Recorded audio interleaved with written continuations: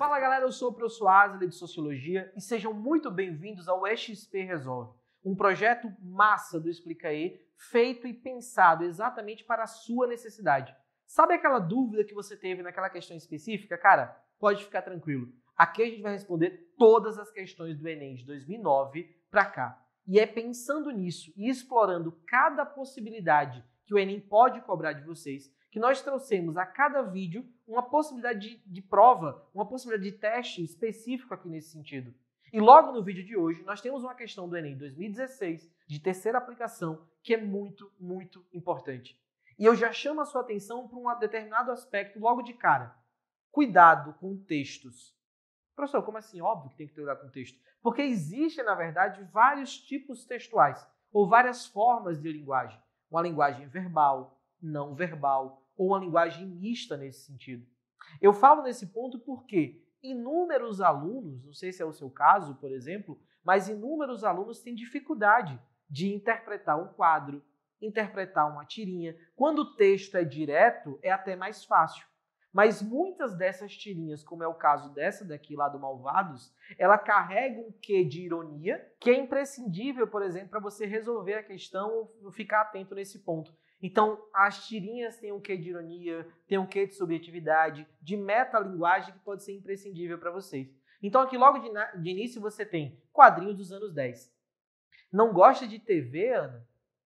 A internet tem infinitos canais de TV. E olha a pergunta. E como você decide quem vai lhe manipular? A tirinha é legal, é divertida e ela nos permite, por exemplo, expandir o nosso universo de análise e tratar de inúmeros temas. E logo de cara, eu percebo por aqui, por exemplo, um tratamento em relação à noção de indústria cultural. E essa indústria cultural, que foi por muito explorada pela galera da escola de Frankfurt, essa escola de Frankfurt vai perceber o fenômeno da indústria cultural, fenômeno esse que pode ser traduzido como um grande processo de transformação da arte e da cultura em uma, vamos ser bem sinceros nesse ponto aqui, em simplesmente transformação em mercadoria. Exatamente isso. Se você entendeu essa lógica, cara, você resolve praticamente todas as questões sobre indústria cultural. O que interessa, no final das contas, é a mercadoria. E se é a mercadoria que interessa, o que mais importa, enquanto você, sujeito, é que você se torne, por exemplo, um consumidor. Não importa como, não importa as consequências. Eu preciso que você se transforme em consumidor. E ele usa a ideia aqui, por exemplo, nessa expressão, a palavra manipular. E é exatamente essa a ideia aqui.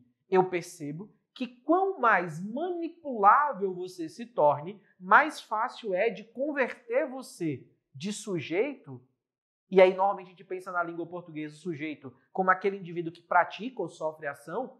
Esse indivíduo ele se torna manipulável, né? Ele se torna, na verdade, um próprio produto. Esse sujeito a gente pensa enquanto consumidor, um agente, mas na verdade nós nos tornamos passivos diante disso, porque ocorre nesse ponto um intenso processo de alienação, de manipulação das pessoas, de manipulação de gostos e tudo mais. O que acaba acontecendo? A indústria cultural é um processo que se desenvolve principalmente no século XX. E lá no século XX, eu também tenho desenvolvimento dos meios de comunicação de massa. E isso aqui é muito importante que você entenda. E não existia esse fenômeno antes. É exatamente com os meios de comunicação de massa. E na tirinha ele destaca um deles, que é a televisão. Foi a TV, foi o rádio, é a internet. Só que a internet quebrou paradigmas completamente. Porque o que acaba acontecendo? Isso, você percebe isso, vocês vivem isso claramente. O algoritmo das redes sociais, ele lê o seu gosto, ele lê o seu padrão de consumo e ele te oferece produtos exatamente de acordo com o seu padrão. Óbvio que isso tem consequências. A formação de bolhas sociais. Você lê, ouve, consome aquilo que está de acordo com o que você acredita. Dificilmente você percebe o outro lado.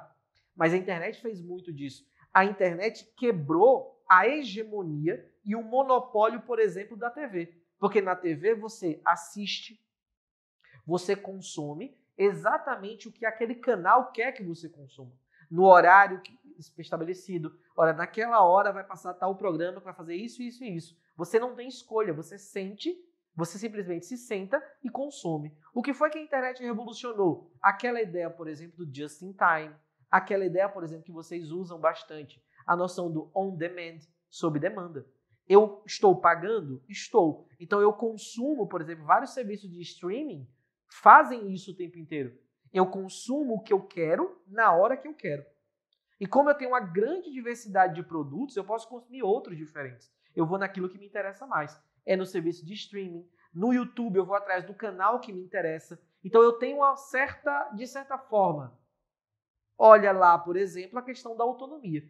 Então nesse sentido, a internet ela surge de fato como uma alternativa que daria autonomia ao internauta, na possibilidade de escolha daquilo que ele vai consumir. Mas é muito importante, esse cenário aqui não mudou. Independente disso, o indivíduo ainda continua, sim, sendo manipulado. É por isso que o comando ele coloca assim, olha, a tirinha compara dois veículos, internet e TV, de comunicação. E ele atribui destaque ao quê? A autonomia do internauta em busca de informação, que foi o que a gente mais discutiu aqui. A internet, ela me possibilita, olha só, e como é que você decide quem é que vai manipular você? Olha a crítica que está escrita na tirinha, você está entendendo? Porque, olha, a resistência no campo virtual à adulteração de dados não é bem o caminho, pelo contrário. A interatividade dos programas de entretenimento aberto, ele está falando da televisão, pelo contrário, ele está criticando a postura da TV. A confiança do telespectador nas notícias vinculadas também não é bem por aí que a questão vai. Principalmente no mundo hoje em dia, onde se fala tanto, por exemplo, em fake news, ou pós-verdade, como você queira imaginar. E no item D, a credibilidade das fontes na esfera computacional.